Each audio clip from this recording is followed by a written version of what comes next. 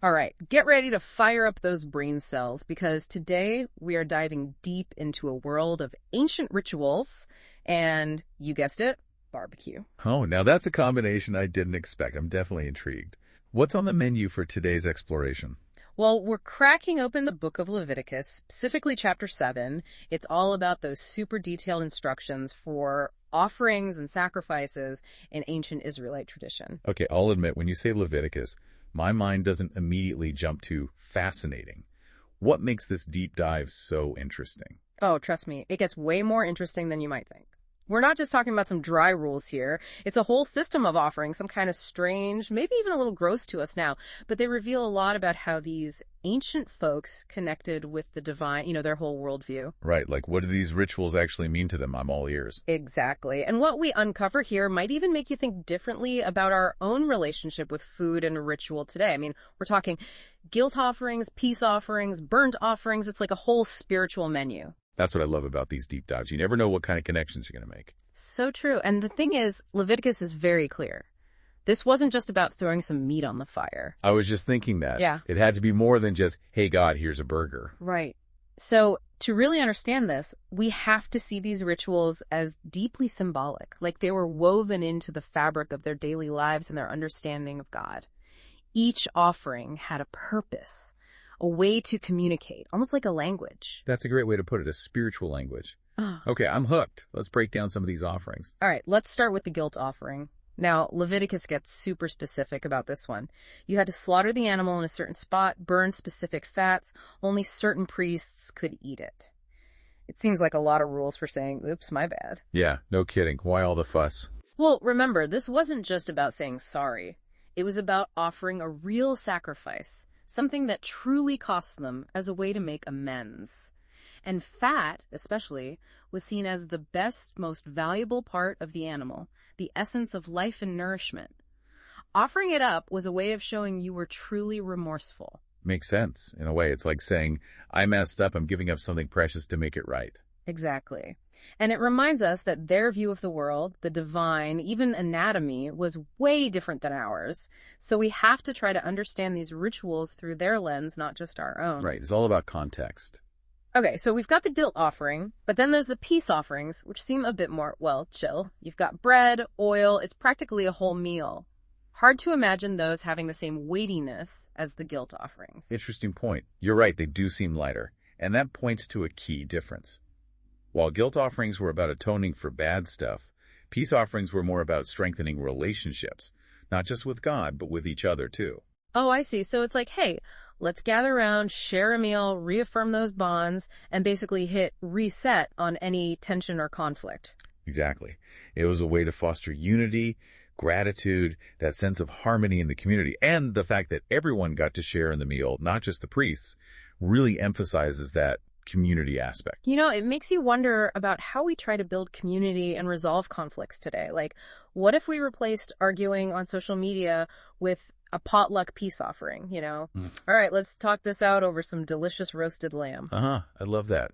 Maybe we should bring that back. Seriously. Okay, but speaking of food, and this is where it gets maybe a little less appealing to our modern tastes, Leviticus has all these rules about leftovers. 1 day to eat that peace offering, 2 days max for others, and after that, burn it. Right, burn the leftovers. Seemed a bit wasteful at first, but then I realized this was way before refrigerators. Leaving meat out for days in a hot climate, that's asking for trouble. Yeah, good point. Food poisoning probably wouldn't have been seen as a blessing from God. Definitely not. But there's another layer to this. Burning the leftovers also reinforced how sacred the offering was. It wasn't just another meal. It had a time and purpose. Once that was fulfilled, it was like symbolically returning it to the divine. It's like saying, this food was consecrated, served its purpose, and now it's off limits. Makes sense. Right. And it reminds us that for them, food wasn't just about filling your belly. It was tied to their beliefs, their relationship with the divine. Every bite had meaning. Speaking of things that were off limits, there's one thing Leviticus makes very clear. Blood is absolutely not on the menu, not just for offerings, but for any animal, even one that died naturally. What was behind this serious aversion to blood? It seems like more than just a dietary preference. Absolutely. Blood held a deeply symbolic meaning in ancient Israelite culture. It was the life force, something sacred that belonged to God alone. Eating it would have been a huge no-no, like crossing a sacred line. Wow, so no rare steaks for these folks. It really highlights how different cultures view food, right? We might find some of their practices strange, but hey, we have our own food rules and taboos, even if we don't always think about why. So true. It's like a window into how culture and belief systems shape our most basic interactions with the world around us, even what we put on our plates. And speaking of rules, Leviticus gets down to the nitty-gritty about who gets what parts of the animal. Priests got some pretty prime cuts. Was this just about making sure they were well-fed, or was there a deeper meaning behind this system? It was definitely more than just feeding the priests, though I'm sure they appreciated it. It was about recognizing their role as, the middlemen between people and God, about upholding that social and religious order, making sure everything was done by the book, ritually speaking. So it wasn't just about the food itself, but about what it represented, those power dynamics woven into the whole system. Exactly. And it's another reminder that food, even in its most basic form, can hold all these layers of meaning and significance. It can tell us a lot about a culture's beliefs, values, even their social structure. It really makes you think about how food can be so much more than just, fuel. Yeah, it's about symbolism, meaning. It's fascinating. Absolutely. And we haven't even gotten to the actual rituals themselves yet, how these offerings were actually presented. It wasn't just like dropping off a basket of groceries at the temple door. Oh, no, not at all. The person making the offering, they had to be actively involved. Take the peace offering, for example. They had to bring the fat and the breast of the animal to the priest. But here's the thing. They had to do it using their own hands. So it was more than just, here's the stuff, you handle it. Right, like their actions were a key part of the ritual. The instructions are super specific about this. It's like their actions were a way to demonstrate their commitment or gratitude or whatever the offering was meant to represent. It wasn't just a transaction, it was a personal thing. Exactly. Their involvement, their actions, it adds a whole other dimension. Right? For sure. Now, what about that part where they had to wave the breast of the animal before the Lord? That seems a little random. What was up with that? Oh, that was a big deal. Waving the breast, it symbolized presenting, like, the best part to God, a gesture of honor, devotion, recognizing his presence, seeking his favor. So it's like saying, hey, this is the good stuff, especially for you. You got it. Another example of how every detail was designed to express reverence and connection with the divine. And then, of course, the priest would burn the fat on the altar, again with the fat being super important. Like, we're seeing a pattern here. Absolutely.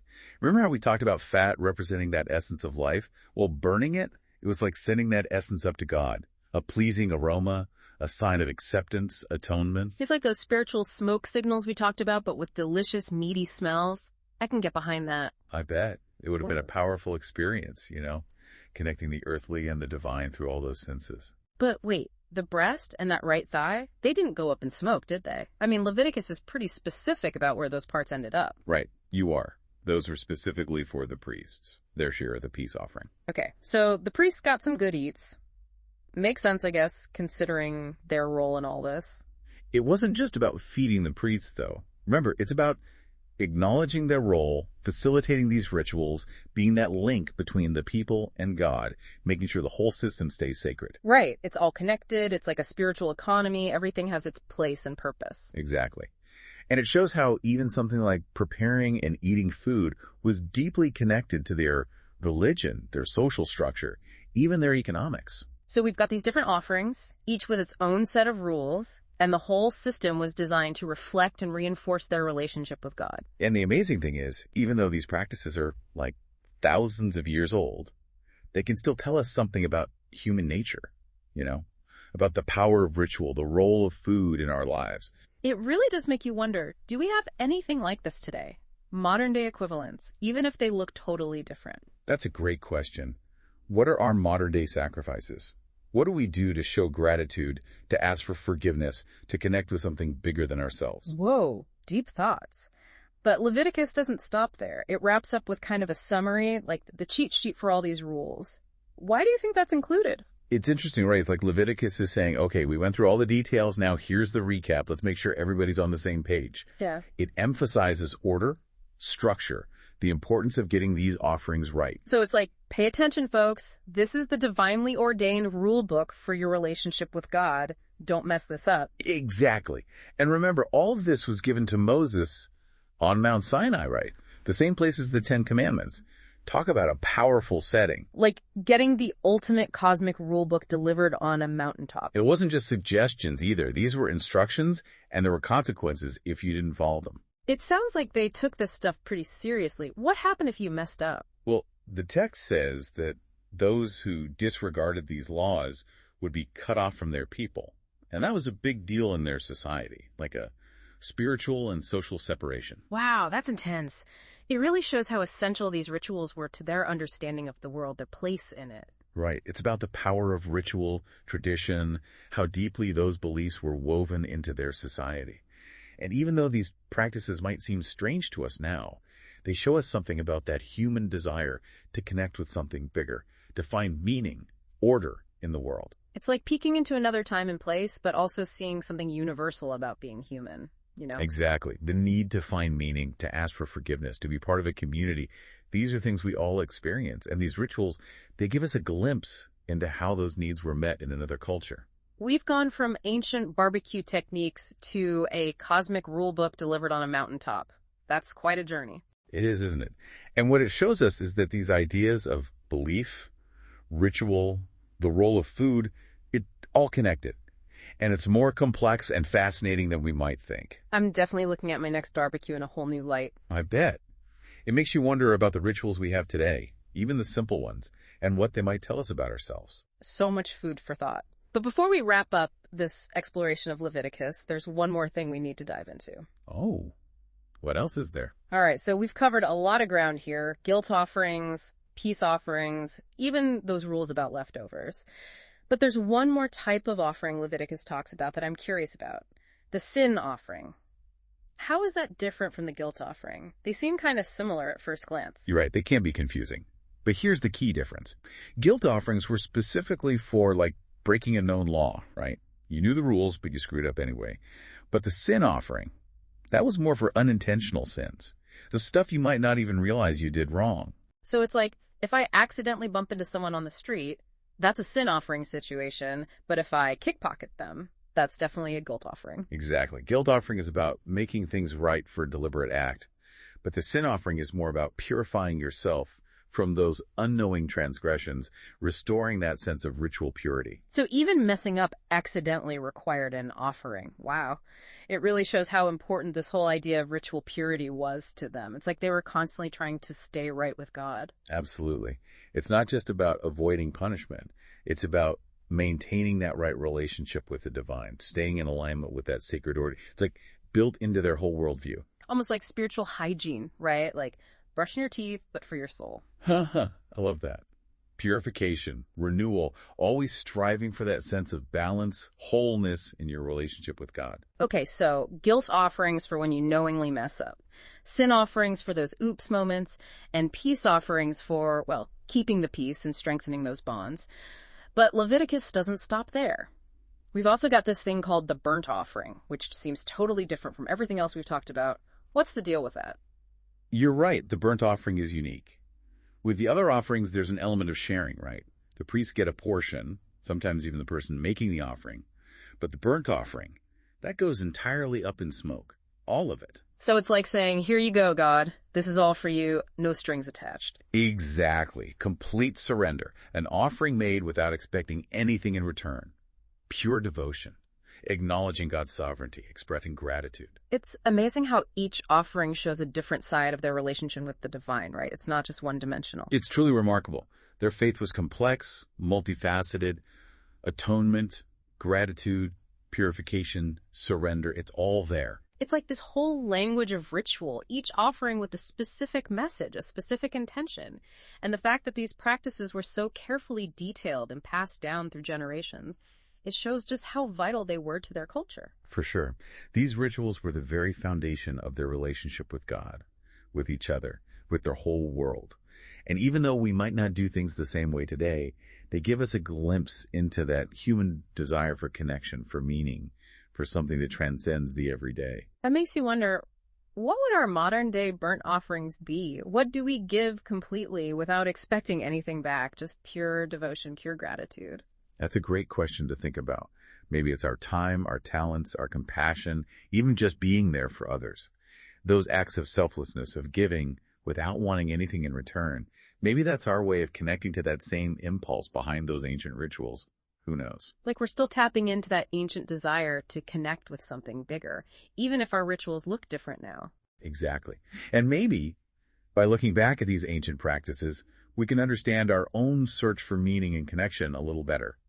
Well, I feel like we've done some serious excavating today. We've gone from ancient barbecue secrets to this whole language of ritual and sacrifice. I'm definitely seeing those old passages in Leviticus in a new light. It's been an amazing journey, and I hope everyone listening has come away with a new appreciation for these ancient practices and what they can teach us about ourselves. So the next time you're grilling out or sharing a meal or just feeling grateful for the good things in your life, maybe think back to these rituals and those ancient folks who are trying to connect with something beyond the ordinary, just like us.